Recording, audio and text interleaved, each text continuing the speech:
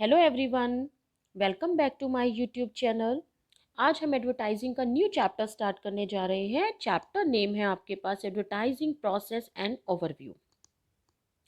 The process of advertising is the integration of various activities and giving importance to each in a rational manner. It means advertising process का मतलब क्या होता है कि advertising जब दी जाती है तो उसमें कई तरह के स्टेप्स को यूज़ किया जाता है थ्रू एडवर्टाइजर। एडवर्टाइजर का मेन पर्पस होता है कि टारगेट ऑडियंस को प्रोडक्ट के बारे में कम्युनिकेट किया जाए, प्रोडक्ट के बारे में इन्फॉर्म किया जाए, उन्हें परसुएट किया जाए। देन टाइम के टाइम उन्हें रिमाइंडर एड्स प्रोवाइड की जाए, उन्हें रिमाइंड करवाया जाए कि प्रोडक्ट मार्केट में अभी भी अवेलेबल है। तो एडवर्टाइजर को कई तरह के स्टेप्स को फॉलो करना पड़ता है। तो इसमें एडवर्टाइजिंग प्रोसेस के अंदर जो डिफरेंट डिफरेंट एक्टिविटीज़ परफॉर्म की जाती हैं उनमें इंटीग्रेशन इस्टेब्लिश करने को हम किसका नाम देते हैं? Advertising process. इसमें हर एक एक्टिविटी को इम्पॉर्टेंस दी जाती है इन रैशनल मैनर में।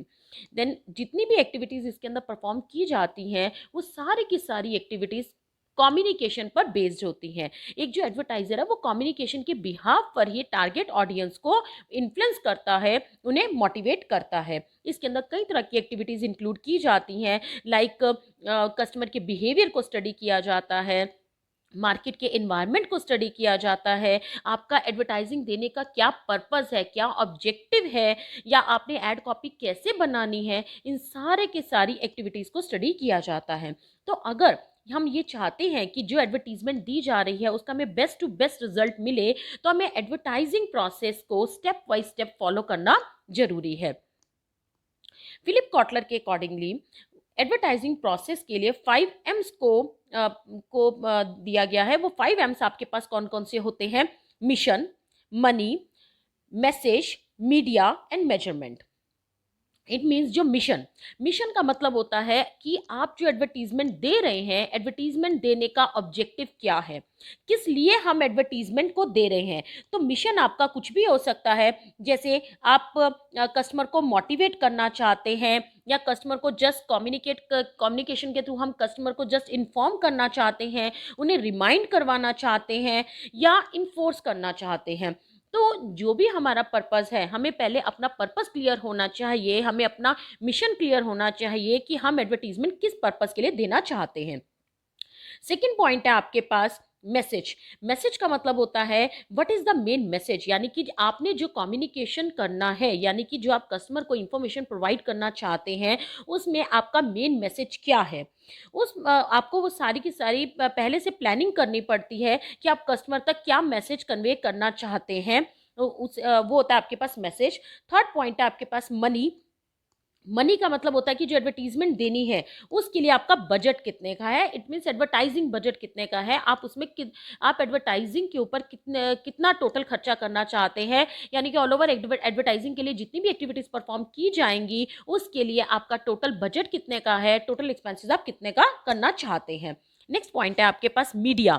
मीडिया का मतलब कि आप जो कम्युनिकेशन करना चाहते हैं, आप जो एडवर्टाइजिंग देना चाहते हैं उसके लिए आपको मीडिया की सिलेक्शन करनी पड़ती है कि एडवर्टीजमेंट देने के लिए आपने किस मीडिया को यूज़ करना है। वो आप मीडिया, प्रिंट मीडिया भी यूज़ कर सकते हैं, डिजिटल मार्केटिंग भी कर सकते हैं, टेलीविज़न पर भी आप दे सकते हैं एडवर्टीजमेंट। तो आप मीडिया की आपको सिलेक्शन करनी पड़ती है, विच media should be use for advertising. And last है मेजरमेंट। मेजरमेंट का मतलब कि विच media should be use for advertising. इस चीज़ को सिलेक्ट करने के बाद, यानी कि मीडिया की सिलेक्शन करने के बाद आपको ये देखना है कि जो आपने मैसेज कन्वे किया, जो आपने मीडिया को यूज़ किया, उन जो आपका ऑब्जेक्टिव है, उन सब के बेसिस पर आप ये देखिए how should the effectiveness of advertising be evaluated. It means कि आपने जो एडवर्टीजमेंट दी है उसके बेसिस पर आप ये चेक करके देखिए कि आपकी एडवर्टीजमेंट इफेक्टिव रही या नहीं रही। इट मीन्स आपके प्रोडक्ट की सेल इंक्रीज हुई है, क्या आपके प्रोडक्ट की डिमांड इंक्रीज हुई है, क्या लोगों को अवेयरनेस हुई है, यानी कि आप कस्टमर के व्यू पॉइंट्स को देखिए कि आपने जो एडवर्टीजमेंट दी है वो आपकी कहाँ तक इफेक्टिव रही है, कहाँ तक सक्सेसफुल रही है। तो उसे हम किसका नाम देते हैं? एडवर्टाइजिंग प्रोसेस का। एडवर्टाइजिंग प्रोसेस को हम एडवर्टाइजिंग प्लानिंग के नाम से भी जानते हैं कि एडवर्टाइजिंग प्रोसेस का मतलब स्टेप बाय स्टेप आपने क्या कौन कौन सी एक्टिविटीज़ को परफॉर्म करना है। सेम एज इट इज़ जो एडवर्टाइजिंग प्लानिंग होता है वो भी इसी का ही अदर नेम है। It means step by step काम करना कि जो जो एक्टिविटीज़ परफॉर्म की जानी है वो स्टेप बाय स्टेप आपने क्या कौन कौन सी एक्टिविटीज़ को परफॉर्म करना है। तो चाहे वो एडवर्टाइजिंग प्लानिंग हो, चाहे वो एडवर्टाइजिंग प्रोसेस हो, चाहे एडवर्टाइजिंग कैंपेन हो, तो इन सब का मीनिंग एक ही होता है। तो बेसिकली हमें एडवर्टाइजिंग प्लानिंग में क्या क्या डिसाइड करना है, आपके ऑब्जेक्टिव्स क्या हैं एडवर्टीजमेंट देने के, आपके मैसेज क्या है, ऑडियंस कैसी है, मीडिया की सिलेक्शन, उसकी शेड्यूलिंग या आपका बजट कितने का है, ये सब कुछ फिक्स करने को हम किसका नाम देते हैं, प्लानिंग, एडवर्टीजमेंट प्लानिंग। तो अब इसके स्टेप्स कौन कौन से फॉलो किए जाते हैं, डिफरेंट स्टेप्स है आपके पास, जैसे like study to target customer, study of marketing environment, defining advertising objectives, defining advertising budget, selecting advertising appeal, selecting advertising message, selecting media mix, media vehicle, and determining media scheduling, designing advertising copy, execution of advertisement, evaluation of advertising. Then first step है आपके पास study of target customer. Study of target customer का मतलब क्या होता है कि advertising process का फर्स्ट स्टेप आपके पास है कि आपकी टारगेट ऑडियंस क्या है। इट मीन्स जो आप एडवर्टीजमेंट देने जा रहे हैं वो एडवर्टीजमेंट जिन लोगों के लिए आपने बनाई है उन कस्टमर्स का, उन पोटेंशियल कस्टमर का बिहेवियर कैसा है, उस बिहेवियर को जज करने का काम, उनके बिहेवियर को स्टडी करने का काम हम फर्स्ट स्टेप में करते हैं। It means the first step is to identify the target consumers most likely to buy the product. The target should be appropriately identified without any confusion. It means advertising process का आपका first step क्या हुआ कि आपने ये जज करना है कि आपकी पोटेंशियल कस्टमर्स कौन से हैं जिनके लिए आप एडवर्टीजमेंट दे रहे हैं। तो यानी कि कस्टमर के बिहेवियर को स्टडी करना, आपको ये देखना कि वो कस्टमर किस तरह के हैं, लाइक वो कस्टमर आपके पास किड्स हैं, एडल्ट पर्सन है, किस तरह के आपके पर्सन है, यानी कि आप उन्हें किस तरह की जैसे आपके कस्टमर्स होंगे उनका जैसा बिहेवियर होगा आप उसके अकॉर्डिंगली ही प्रोडक्ट के बारे में इंफॉर्मेशन प्रोवाइड करते हैं। तो एक कस्टमर के बिहेवियर पर कौन कौन से फैक्टर्स इंपैक्ट डालते हैं, लाइक उनकी इनकम कैसी है, किस इनकम ग्रुप से वो बिलोंग करते हैं, लो क्लास इनकम ग्रुप है या आपके पास हाई क्लास इनकम ग्रुप है, या वो पर्सन किस एज ग्रुप से बिलोंग करता है, कस्टमर का एजुकेशनल लेवल कैसा है, उनका टेस्ट, उनकी प्रेफरेंसेस, उनका एटीट्यूड, उनकी पर्सनैलिटी, ये सारे के सारे फैक्टर्स होते हैं जो कि एक कस्टमर के बिहेवियर को इन्फ्लुएंस करते हैं। तो जब एडवर्टीजमेंट दी जाती है तो सबसे पहले आपने टारगेट कस्टमर को फाइंड आउट करना है कि आपके टारगेट कस्टमर कौन से हैं, किन के लिए आपने एडवर्टीजमेंट देनी है। For example, if the product is a health drink for growing kids, अगर आप छोटे बच्चों के लिए हेल्थ ड्रिंक्स का प्रोडक्ट के बारे में एडवर्टीजमेंट देना चाहते हैं तो आपकी टारगेट ऑडियंस कौन सी रहेगी, आपकी टारगेट ऑडियंस रहेगी उन किड्स के पेरेंट्स जो कि उनके लिए प्रोडक्ट को बाय करते हैं। देन द टारगेट कस्टमर्स, आपके टारगेट कस्टमर कौन रहे, will be the parents who are going to buy it and not the kids who are going to drink it. यानी कि अगर आप हेल्थ ड्रिंक जो जिसके बारे में आप एडवर्टीजमेंट दे रहे हैं वो प्रोडक्ट आपका किड्स के लिए है तो किड्स खुद नहीं परचेज करने जाते बल्कि उनके बिहाफ पर पेरेंट्स परचेज कर रहे हैं। तो आपके टारगेट कस्टमर कौन बने, वो पेरेंट्स जिन्होंने किड्स के लिए प्रोडक्ट को परचेज करना है, वो नहीं जो किड्स उस प्रोडक्ट को कंज्यूम कर रहे हैं। यानी कि आपने पहले टारगेट ऑडियंस को फाइंड आउट करना है, जो आपके लिए अप्रोप्रिएट रहेगा आपने उस हिसाब से एडवर्टीजमेंट देनी है।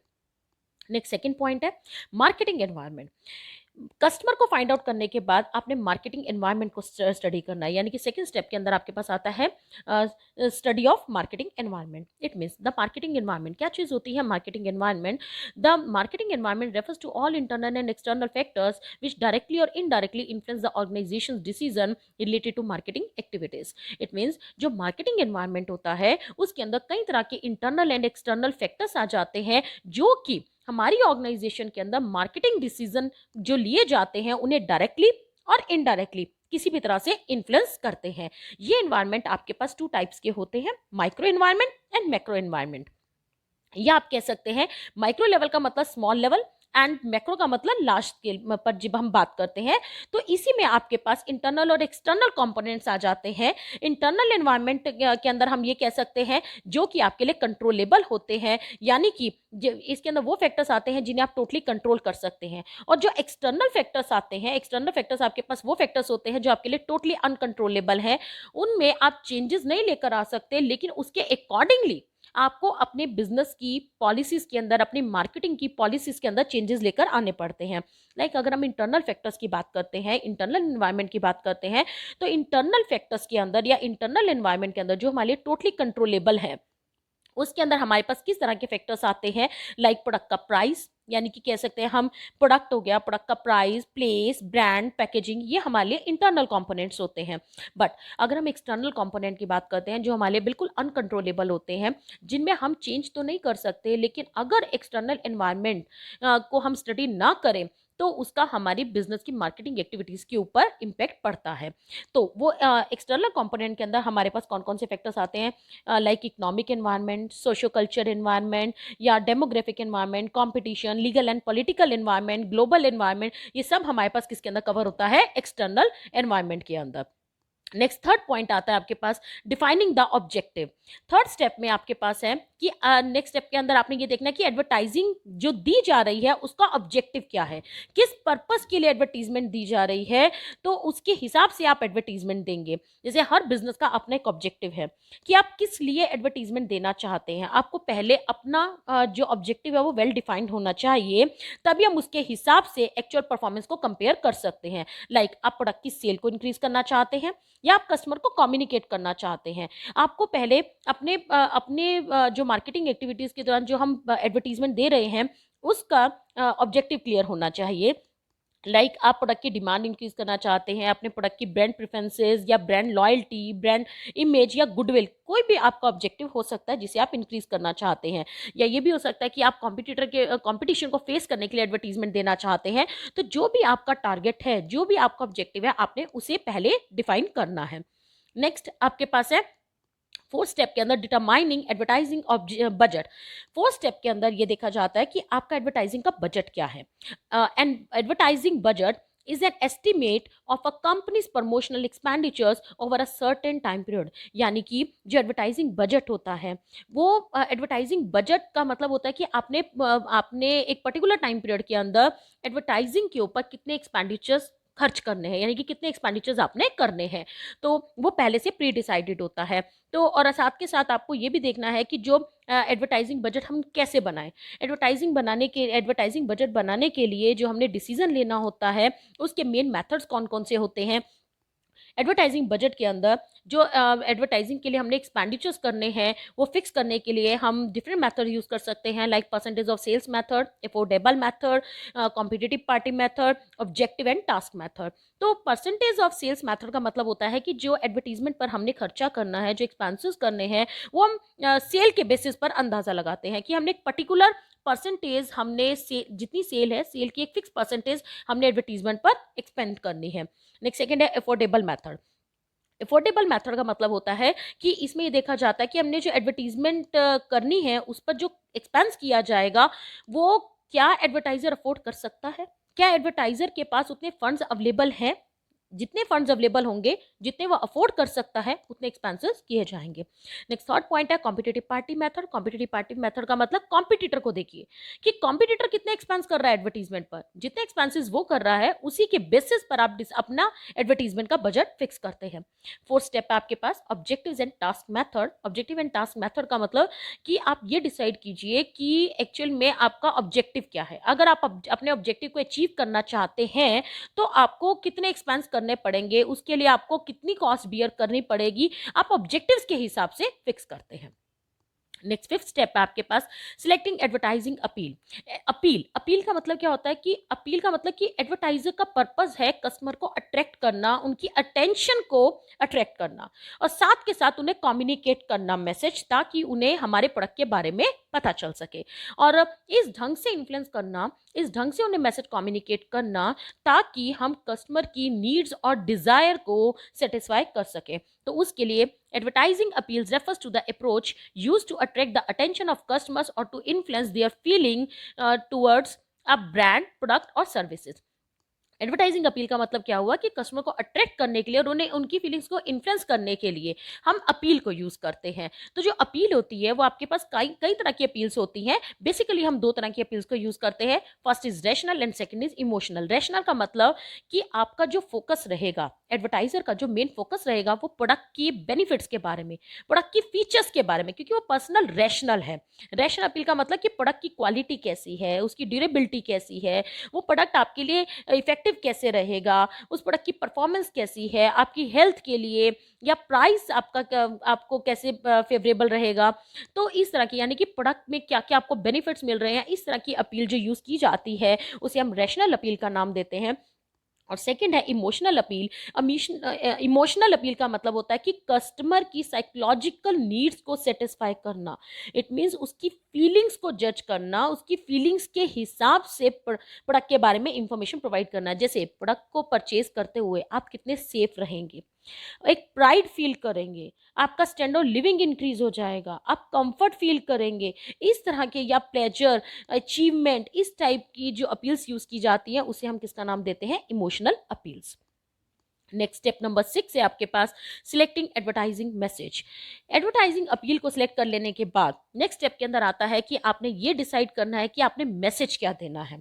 एडवर्टाइजिंग के अंदर मैसेज क्या दिया जाएगा, यानी कि जब हमने कस्टमर को, प्रोस्पेक्टिव कस्टमर्स को कम्युनिकेट करना है तो हमने क्या इंफॉर्मेशन कन्वे करनी है। Message refers to what advertiser wants to communicate to its prospective customers through advertisement. यानी कि हमने कस्टमर को जो मोटिवेट करना है, जो ऑडियंस को हमने इंफॉर्मेशन कन्वे करनी है, वो इंफॉर्मेशन जो कन्वे की जा रही है उसके अंदर क्या वर्ड्स यूज किए जाने हैं, हमने क्या इंफॉर्मेशन प्रोवाइड करनी है, वो चीज़ आपके पास एडवर्टाइजिंग मैसेज के अंदर आती है, जिसके अंदर आपके पास 3 पॉइंट्स आते हैं: message content, message presentation and message source. Message content का मतलब होता है मेन क्या फैक्ट आप प्रोवाइड करना चाहते हैं, मेनली आप क्या आइडिया प्रोडक्ट के बारे में बताना चाहते हैं, यानी कि प्रोडक्ट की फीचर्स, प्रोडक्ट की यूजेस, प्रोडक्ट का बेनिफिट, या उस प्रोडक्ट का प्राइस क्या है, या वो प्रोडक्ट आपको कहाँ से अवेलेबल हो सकता है, हमारा प्रोडक्ट कॉम्पिटिटर के प्रोडक्ट से कितना ज़्यादा सुपीरियर है। इस तरह की जो इंफॉर्मेशन दी जाती है, यानी कि वो होता है मेन कंटेंट, यानी कि मैसेज कंटेंट। सेकेंड इसके अंदर आता है मैसेज प्रेजेंटेशन, कि जो मैसेज हमने प्रेजेंट करना है वो अट्रैक्टिव होना चाहिए, इतना अट्रैक्टिव होना चाहिए कि जो कस्टमर है उसमें इंटरेस्ट एराइज हो, उनमें यानी कि प्रोडक्ट को लेकर के उनको एक तरह से डिजायर एराइज हो जाए कि वो प्रोडक्ट को परचेज करने में इंटरेस्टेड हो। एंड थर्ड है इसके पास मैसेज सोर्स, कि मैसेज सोर्स का मतलब कि जो मैसेज हम कम्युनिकेट करना चाहते हैं उसके लिए कोई ऐसी फेमस पर्सनैलिटी, कोई ऐसे फिल्म स्टार या कोई टॉप मॉडल को यूज किया जाए जिसका कि लोगों के ऊपर, टारगेट ऑडियंस के ऊपर पॉजिटिव इम्पैक्ट पड़े। यानी कि इसका मतलब कि जो सोर्स यूज किया जा रहा है वो सोर्स आपके पास कोई भी हो सकता है, कोई भी फेमस पर्सनैलिटी जिसकी मार्केट में एक अच्छी गुडविल है, जिस पर लोग रिलाय जल्दी कर लेते हैं, कोई भी स्पोर्ट पर्सन हो सकता है, कोई भी टॉप मॉडल हो सकता है, उसे हम किसका नाम देते हैं, मैसेज सोर्स का। नेक्स्ट स्टेप है आपके पास कि मैसेज की सिलेक्शन के बाद नेक्स्ट स्टेप आपके पास आया selecting media, media mix, media विकल्प। तो आपके पास जब मीडिया की सिलेक्शन की बात आती है तो मीडिया की सिलेक्शन का मतलब कि आपने जो प्रोडक्ट की एडवर्टीजमेंट देनी है वो एडवर्टीजमेंट देने के लिए आपने किस मीडिया को यूज करना है। जिस मीडिया को आपने यूज करना है वो मीडिया आपका अप्रोप्रिएट होना चाहिए। आपने ये भी देखना कि उस मीडिया की कॉस्ट कितनी आएगी और उस मीडिया के थ्रू आप मैक्सिमम टू मैक्सिमम कितने टारगेट ऑडियंस को कवर अप कर पाएंगे, यानी कि मैक्सिमम टू मैक्सिमम आप कितने कस्टमर को इन्फ्लुएंस कर पाएंगे, कितने लोगों तक मैसेज को कन्वे कर पाएंगे। तो इस इंफॉर्मेशन के बेसिस पर ही आप ये डिसाइड करते हैं कि आपका अप्रोप्रिएट मीडिया क्या होना चाहिए। जिसमें जब हम मीडिया की सिलेक्शन करते हैं तो मीडिया आपका कोई भी हो सकता है, बस आपको ये देखना, आप चाहे प्रिंट मीडिया को यूज़ कीजिए, direct mail, internet, broadcast media, आप कोई भी मीडिया सिलेक्ट कर सकते हैं। तो फर्स्ट स्टेप के अंदर आपके पास आया कि आपने अप्रोप्रिएट मीडिया सिलेक्ट करना है। वो मीडिया आपके पास कोई भी हो सकता है, बस उस मीडिया का टारगेट होना चाहिए right people at right time, यानी कि उसकी जो रीच है, यानी कि सही पर्सन के पास सही टाइम पर इंफॉर्मेशन पहुंच जानी चाहिए। ठीक है, राइट टाइम पर उन तक इंफॉर्मेशन पहुंचनी चाहिए। इस हिसाब से आपने अप्रोप्रिएट मीडिया की सिलेक्शन करनी है। जैसे आपको सुटेबल लगता है, जैसे आपके बजट में है, उस हिसाब से आप मीडिया की सिलेक्शन करेंगे। नेक्स्ट सेकंड आता है इसके अंदर मीडिया मिक्स। कई बार आपको ये फील होता है कि सिर्फ एक सिंगल मीडिया आपको सेटिस्फाई नहीं कर सकता, यानी कि सारे के सारे कस्टमर तक इंफॉर्मेशन नहीं प्रोवाइड कर सकता। देन हमें डिफरेंट मीडिया के कॉम्बिनेशन को यूज़ करना पड़ता है। फॉर एग्जाम्पल, अगर मैं आपको ये कहती हूँ कि मैंने जो एडवर्टीजमेंट देनी है वो टीवी पर भी देनी है, न्यूज़पेपर पर भी देनी है, मैगजीन पर भी देनी है, तो आप ये देखिए कि आपने टोटल इन सारे के सारे मीडिया की को इकट्ठे यूज़ करना है। तो जो इकट्ठा कॉम्बिनेशन यूज़ किया जाता है उसे हम मीडिया मिक्स का नाम देते हैं।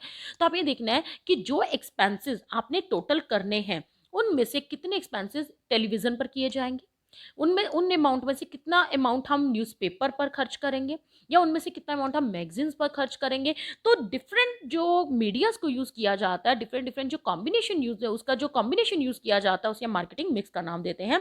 It means marketing mix refers to the combination of advertising channels that is used in the promotion of a particular good or services। यानी कि मार्केट मीडिया मिक्स का मतलब क्या हुआ कि एडवर्टाइजिंग चैनल जो यूज़ किए जा रहे हैं उनके कॉम्बिनेशन को यूज़ किया जाए, ताकि आप अपने प्रोडक्ट को बेटर वे से प्रमोट कर सकें और मैक्सिमम टू मैक्सिमम कस्टमर तक इंफॉर्मेशन को कन्वे कर सके। नेक्स्ट आता है मीडिया व्हीकल। मीडिया व्हीकल का मतलब एक बार आपने ये डिसाइड कर लिया कि आपने किसके थ्रू एडवर्टीजमेंट देनी है। मान लीजिए मैं अगर आपको ये कहती हूँ कि आपने टीवी के थ्रू ऐड देनी है, तो आप ये देखिए टीवी के थ्रू ऐड देनी है तो आपने कौन से टीवी चैनल पर ऐड देनी है, डिफरेंट उसके आगे मीडिया व्हीकल। लाइक आप किसी भी चैनल पर आप ऐड दे सकते हैं, जी सिनेमा पर, स्टार प्लस पर, आज तक पर, आपके पास डिफरेंट चैनल्स हैं, उनमें से किसी भी चैनल पर आप एडवर्टीजमेंट दे सकते हैं। तो यानी कि फर्दर सिलेक्शन करना कि एक बार मीडिया सेलेक्ट कर लिया, मीडिया सेलेक्ट करने के बाद आप ये देखिए उसमें से भी आपने पर्टिकुलर जो आपके लिए ज़्यादा सुटेबल रहेगा, आपके बजट में होगा, उस हिसाब से आप मीडिया व्हीकल को यूज़ करेंगे। नेक्स्ट 8 स्टेप आता है आपके पास मीडिया शेड्यूलिंग। मीडिया शेड्यूलिंग का मतलब होता है कि जो एडवर्टीजमेंट देनी है उसके रिगार्डिंग आप ये फिक्स करके चलिए कि आपने एडवर्टीजमेंट किन टाइमिंग्स पर देनी है, किस डेट में देनी है। मीडिया शेड्यूलिंग स्टार्ट ही आपकी कहाँ से होती है, इसके मीडिया की सिलेक्शन के बाद। आपने एक बार मीडिया सेलेक्ट कर लिया, फिर आप ये देखिए कि आपने एडवर्टीजमेंट जो देनी है किस टाइमिंग, किन टाइमिंग्स के ऊपर, किस दिन आपने एडवर्टीजमेंट देनी है। जैसे अगर हम किड्स के लिए दे रहे हैं, किड्स का प्रोडक्ट है, तो किड्स के चैनल यानी कि जो कार्टून नेटवर्क्स आते हैं या कार्टून के जो शोज आते हैं उनमें उनमें आप एडवर्टीजमेंट देंगे, या आपने किन टाइमिंग्स पर देना है। आप उन टाइमिंग्स में देंगे जब किड्स घर में अवेलेबल होते हैं, जिस टाइम पर वो टीवी देख रहे हैं। आप उन टाइमिंग्स पर नहीं ऐड दे सकते जिन टाइमिंग्स में बच्चे स्कूल गए हुए हैं मॉर्निंग में, उन टाइमिंग्स पे आप नहीं दे सकते। तो आपको ये देखना है कि जो एडवर्टीजमेंट आपने देनी है वो किन लोगों के लिए देनी है, उसके लिए आपने किस मीडिया पर ऐड देनी है। देन आप ये डिसाइड कीजिए कि आपने जो एडवर्टीजमेंट देनी है वो एडवर्टीजमेंट आपने किन टाइमिंग्स पर और किस दिन देनी है, जिस दिन मैक्सिमम टू मैक्सिमम ऑडियंस के साथ हमारा कॉन्टेक्ट हो सके, मैक्सिमम टू मैक्सिमम ऑडियंस तक हम इंफॉर्मेशन को कन्वे कर सके। इसमें जो जो मीडिया शेड्यूलिंग दी जाती है वो हमारे पास दो तरह के लेवल्स पर दी जा सकती है, macro level media scheduling and micro level media scheduling. जो मैक्रो लेवल मीडिया शेड्यूलिंग होती है उसका मतलब लार्ज स्केल पर डिवीज़न, एंड माइक्रो लेवल का मतलब स्मॉल लेवल पर डिवीज़न।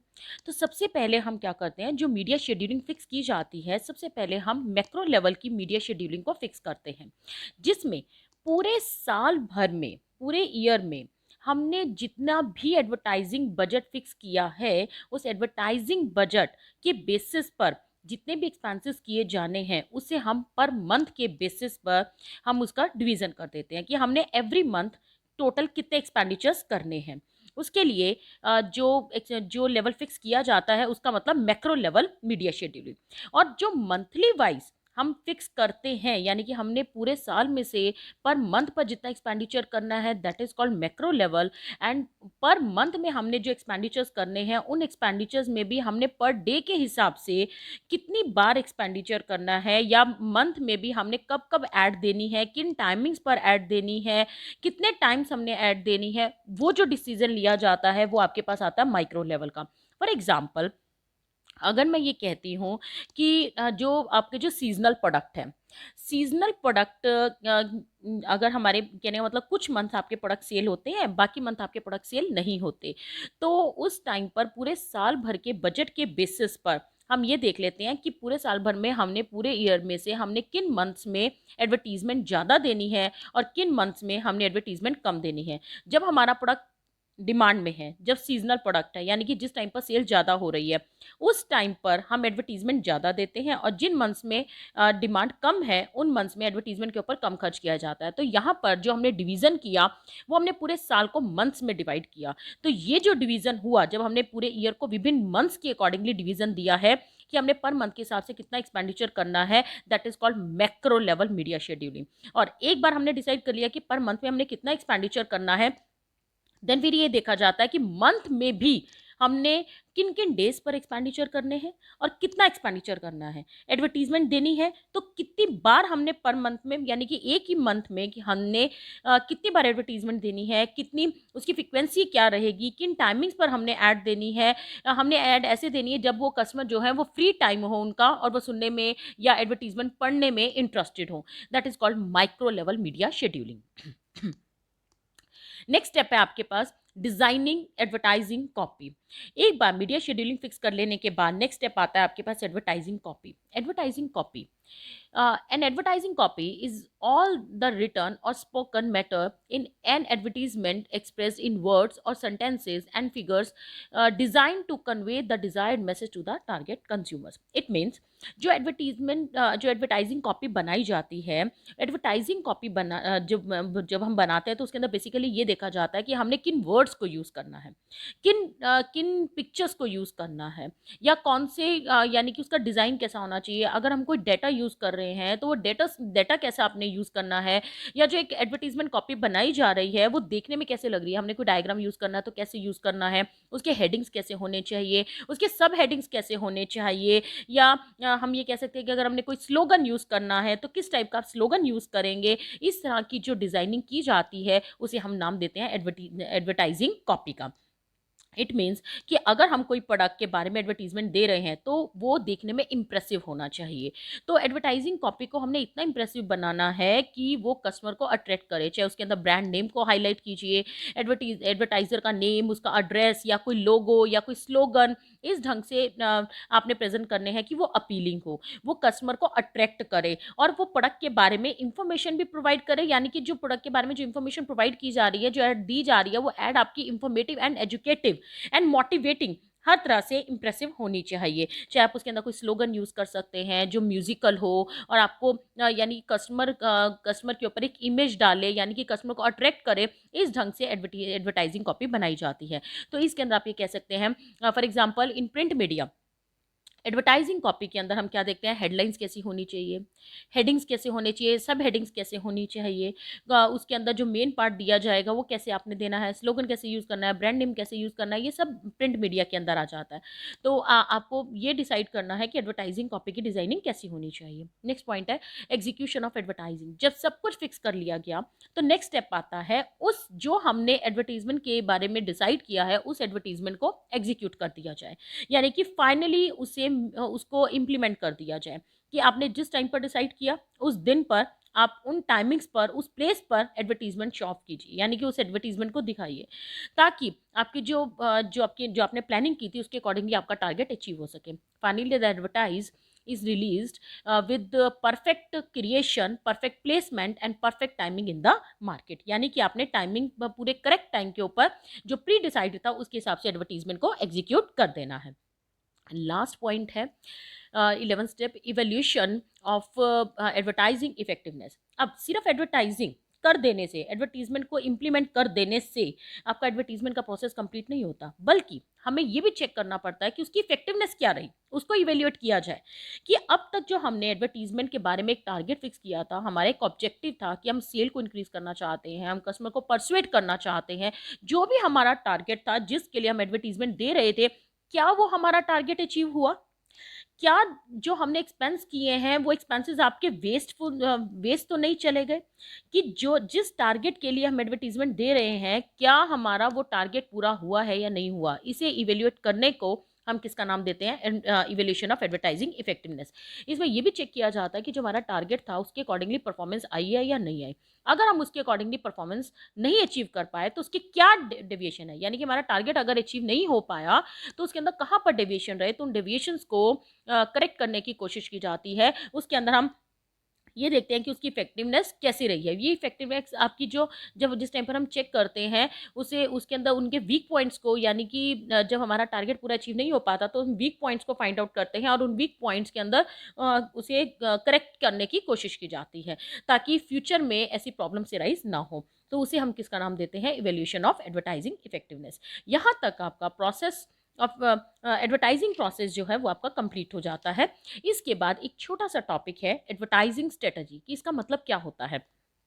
बेसिकली जब हम स्ट्रेटजी की बात करते हैं, स्ट्रेटजी का मतलब होता है कोई भी प्लानिंग करना ताकि हम अपने ऑब्जेक्टिव्स को अचीव कर सके, अपने गोल्स को अचीव कर सके। यानी कि हमने एक काउंटर प्लान बनाना है, इस ढंग से काउंटर काउंटर प्लान बनाना है कि इसके अंदर क्या क्या प्लानिंग की जाएगी, कौन कौन सी पॉलिसीज को फॉलो किया जाएगा, कौन कौन से फंक्शंस परफॉर्म किए जाएंगे ताकि मार्केट में मिलने वाली अपॉर्चुनिटी का हम बेनिफिट अर्न कर सके। उसे हम किसका नाम देते हैं, स्ट्रेटजी।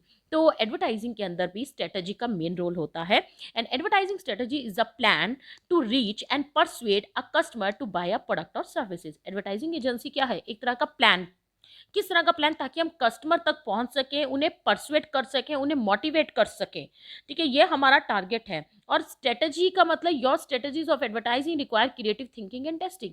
यानी कि एडवर्टाइजिंग के लिए जो स्ट्रेटजी बनाई जाती है उसका मतलब कि आप पहले सोचिए, आप पहले टेस्टिंग करके देखिए, देन आप उसे इंप्लीमेंट कीजिए। यानी कि आप एक ऐसी स्ट्रेटजी बनाइए ताकि एडवर्टीजमेंट जो दी जा रही है वो उसका जो मेन टारगेट है उसको हम अचीव कर सकें। इट मीन्स जब जब भी एडवर्टीजमेंट के बारे में जब भी एडवर्टीजमेंट बनाई जाती है तो आपने एक स्ट्रेटजी फॉलो करनी है। उसके अंदर एडवर्टाइजिंग के ऑब्जेक्टिव्स क्या हैं, या एडवर्टाइजिंग बजट कैसा होगा, उसके अंदर क्या एक्सपेंसेस होंगे, उसको आपने एडवर्टाइजिंग के प्रोग्राम को आपने इम्प्लीमेंट कैसे करना है, या हमारे उसके बारे में इंफॉर्मेशन कस्टमर तक बताना। और साथ के साथ ये देखना कि हमारे प्रोडक्ट के अंदर कॉम्पिटिटर के प्रोडक्ट की बजाय कौन सी यूनिक फीचर्स है, उन यूनिक फीचर्स के बारे में बार बार बताना, उसको हाईलाइट करना ताकि जो हमारा प्रोडक्ट है उसकी डिमांड इंक्रीज हो सके, हम कॉम्पिटिटर के प्रोडक्ट की बजाय अपने प्रोडक्ट को डिफरेंट दिखा सके। इसी तरह एडवर्टाइजिंग अपील फिक्स करना कि एडवर्टाइजिंग अपील, चाहे आपने रैशन अपील यूज़ करनी है, चाहे इमोशनल अपील यूज़ करनी है, जो भी अपील यूज़ की जाएगी उसके ऊपर फोकस करना। तो इन सब के बारे में जो प्लानिंग की जाती है उसे हम किसका नाम देते हैं, एडवर्टाइजिंग स्ट्रेटजी। इसका मेन टारगेट होता है कि हम अपने ऑब्जेक्टिव्स को टाइमली अचीव कर सके to minimum to minimum cost के बेसिस पर, कि कम से कम खर्चा करते हुए मिनिमम पॉसिबल कॉस्ट के बेसिस पर आप उस एडवर्टीजमेंट को इम्प्लीमेंट कर सकें। इसके अंदर मेनली अगर हम ये चाहते हैं कि हमारी जो एडवर्टाइजिंग स्ट्रेटजी है वो आपकी सक्सेसफुल रहे, तो उसके लिए कोई ऐसा स्लोगन यूज़ किया जाए जो कस्टमर को रिमाइंड रह सके। लाइक विक्स के बारे में बोला जाता है, एक स्लोगन यूज़ किया जाता है, विक्स की गोली लो खिच खिच दूर करो। इसी तरह आपके पास कई तरह के जो स्लोगन्स हैं वो यूज़ किए जाते हैं। जैसे मैकडॉनल्ड्स में स्लोगन यूज़ किया जाता है, आई एम लविंग इट। तो इट मीन्स कुछ ऐसे स्लोगन्स यूज़ करना जो अपीलिंग हो, जो कस्टमर को इन्फ्लुएंस कर सके और वो उन स्लोगन्स को रिमाइंड भी रख सके। तो इस टाइप के जो स्लोगन्स यूज़ किए जाते हैं वो कहीं ना कहीं कस्टमर को मोटिवेट करने में भी, इन्फ्लुएंस करने में हेल्पफुल होते हैं। इसी तरह अब इसके अंदर एडवर्टाइजिंग स्ट्रेटजी के अंदर बेसिकली हम क्या इंक्लूड कर रहे हैं, डिटरमाइनिंग एडवर्टाइजिंग ऑब्जेक्टिव्स, क्या पहले से ऑब्जेक्टिव फिक्स कर लीजिए कि एडवर्टाइजिंग देने का मेन टारगेट क्या है, किस पर्पस के लिए हम एडवर्टीजमेंट दे रहे हैं। Second number is determining ad of budget, कि बजट फिक्स किया जाए कि हमने कितना खर्चा करना है, यानी कि टोटल हमने कितने एक्सपेंडिचर्स करने हैं रुपीज़ की टर्म के अंदर, मनी के टर्म में फिक्स कर दिया जाए कि हमारा बजट कितने का है। देन डिजाइनिंग एड कॉपी बनाई जाए। एड कॉपी आपकी प्रॉपर होनी चाहिए, यानी कि उसके अंदर एग्जाम्पल्स, हेडिंग, स्लोगन्स, अपील, सब कुछ लेआउट वगैरह इस ढंग से फिक्स होना चाहिए कि कस्टमर को मोटिवेट इजिली किया जा सके। And last, media planning and scheduling, कि मीडिया हमने कौन सा लेना है, किस मीडिया चैनल पर हमने ऐड देनी है, किन टाइमिंग्स पर ऐड देनी है, अगर डिफरेंट मीडिया यूज़ करने हैं तो उनका कॉम्बिनेशन क्या होना चाहिए। ये सब कुछ किसका पार्ट माना जाता है, एडवर्टाइजिंग स्ट्रेटजी का। तो अल्टीमेट जो एडवर्टाइजिंग प्रोसेस है, एडवर्टाइजिंग प्रोसेस और का मतलब हुआ कि हमने step by step her activities को टाइमली परफॉर्म करना है ताकि हम अपने एडवर्टाइजिंग के ऑब्जेक्टिव को अचीव कर सकें। Thank you.